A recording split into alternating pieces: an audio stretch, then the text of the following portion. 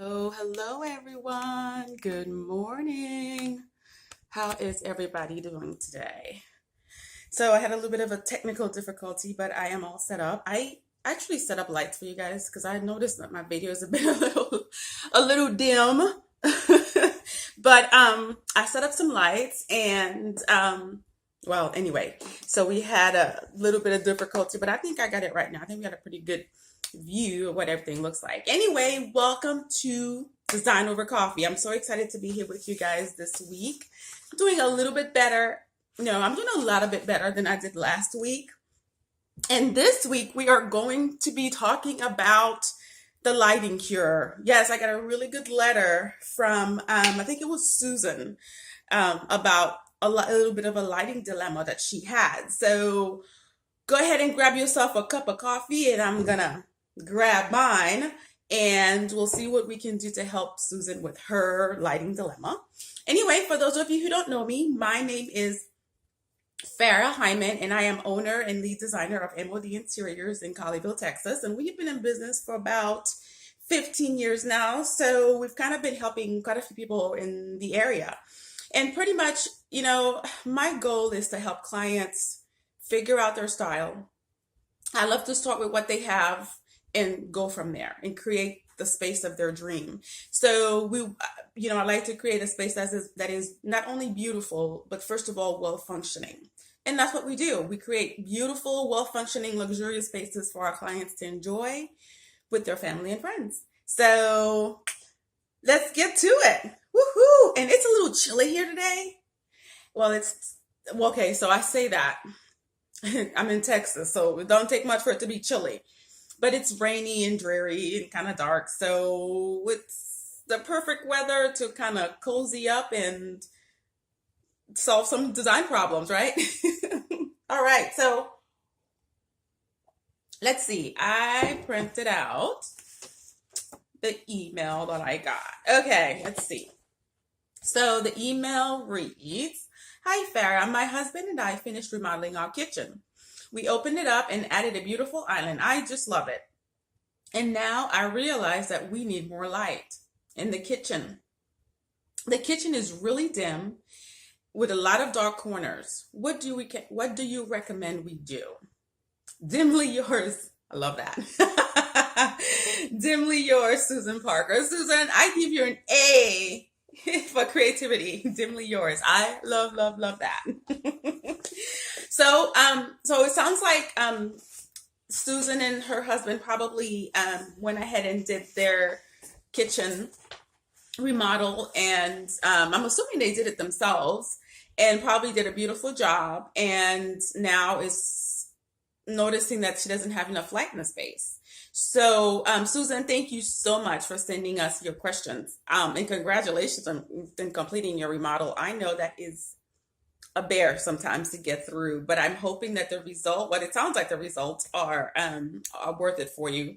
I'm so glad that you did that. So anyway, I am sorry to hear though that your lighting plan was not addressed during the remodel. And the reason I say that is because to do it right at this point, you're probably going to have to invest a little bit more because you are probably going to have to, just redo some things because it just comes with, working in your house and doing any kind of changes in lighting. Usually you'll have some wall repairs and things like that you might have to do. So just bear that in mind as we talk about this. So not knowing, I say again because I always say this because I don't always know all the details. In order for a design to work well, it's always best for me to come into the space and really see what's going on, what needs to be done. So the answers that I'm going to give you are going to be fairly general, and I'm going to try not to skimp on anything, and you can kind of pick and choose what you need to do or what you think you don't need to do. So the first thing I would say, Susan, is to assess the situation. Yes, assess the situation.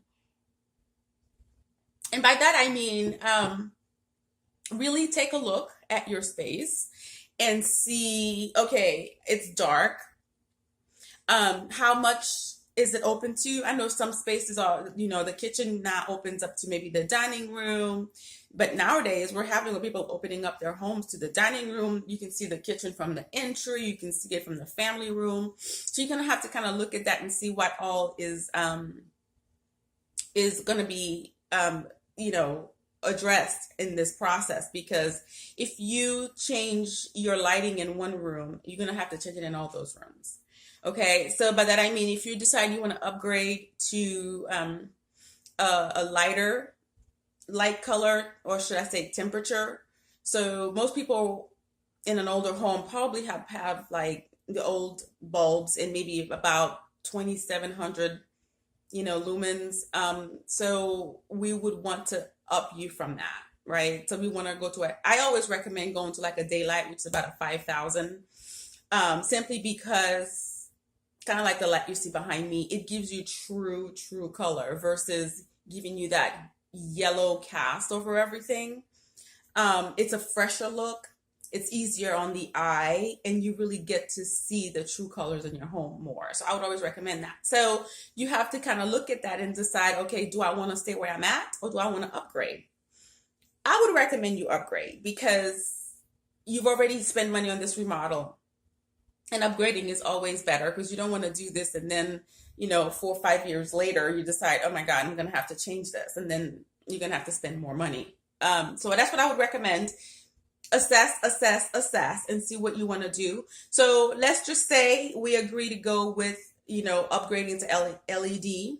I would say update to dimmable LED at about 5000. And the reason I say that is because, again, it gives you more of a white, true daylight. So, you can really enjoy the colors of your home. And putting everything on dimmers gives you control over that, because 5,000K is a lot. However, if it's on dimmers, you can control that. You can control how much light you get, and you can control how much light you need just based on the activities in that space. So do that and put everything on dimmers. I love dimmers. Anytime I do remodels, I put dimmers on everything, including the closet. Yes, including the closet. One time I had oh my God, I was working on a it was a whole house remodel. And I had a client had me help her do all that. And I was working with her project in her home. We were doing everything. And they already had their contractor. Because my contractors, they know. Farrha is going to want, daylights. And she's going to want everything on dimmers. And I walked in. I was like, I said everything on dimmers. The bathroom didn't have dimmers. The closet didn't have dimmers. And I freaked out on the closet, because the door to the closet was literally, there was the closet and there was the master bed. So anytime anybody got up and went to the closet, they turned that light on. Can you imagine if one is sleeping and the other one, woke up and went to the closet and turned the light on? It's like, this crazy light. So I was like, we need to put a dimmer on there. And he said, it's a closet. Why do we need to put a dimmer in there? And it blowed my mind, right? So I said, okay, so the couple, they had very different schedule. One was in music and the other one worked in corporate. So, one was coming home 2-3 o'clock in the morning, right? Turning on the closet light. And the other, had more of a regular, I get up at 6 and go to work and blah, blah, blah. And I said, can you imagine? And she looked at me, she goes, yeah, no. I want dimmers in the... Anyway, the contractor looked at me like I was crazy. So anyway, but I love dimmers because it gives you more control. The other thing I would say, Susan, is to think about your task of what you're going to be using the light for. And I say that because lighting is all about layering. So you have to layer your lights, and you have to consider where you need what type of lighting. So I always say, let's begin with task lighting, which was going to be your can lights, and making sure you have enough can lights to give you overall light throughout the whole space. Making sure that they are spaced properly to where they can give you light when you open up the doors in your cabinets and things like that.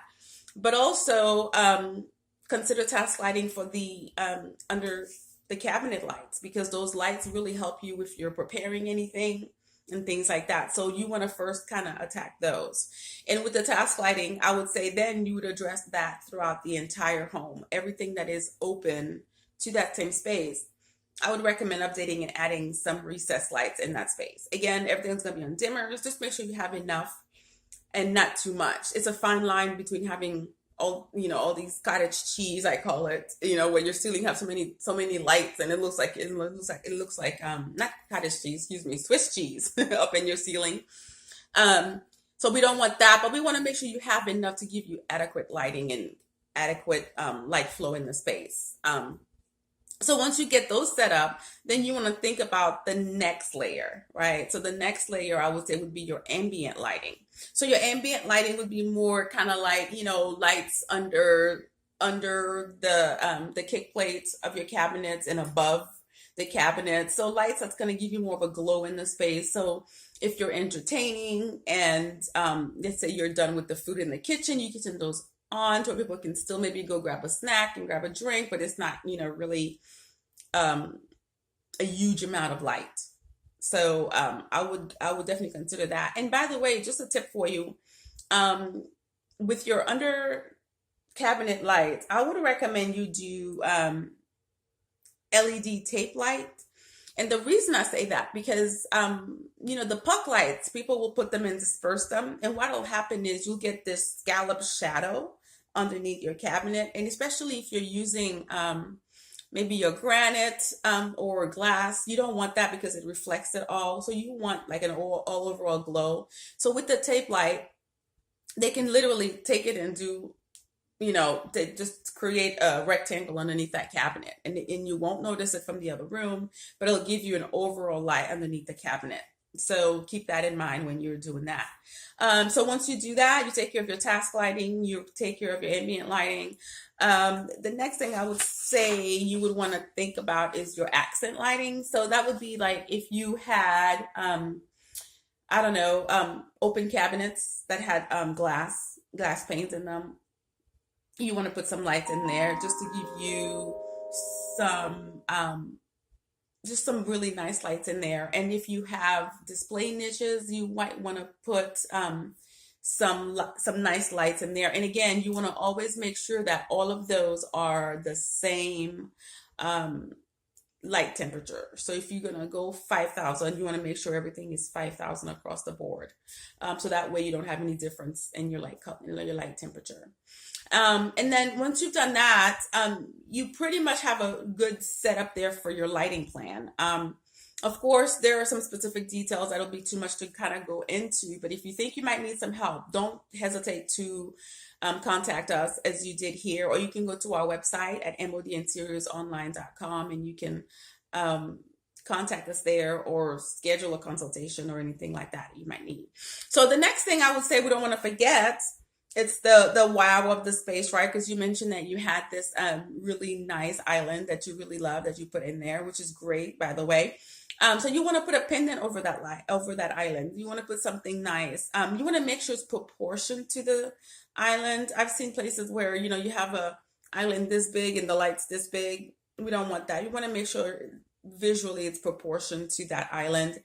So nowadays I'm seeing more of a move to maybe a big linear oversized custom type light fixture that really makes a statement.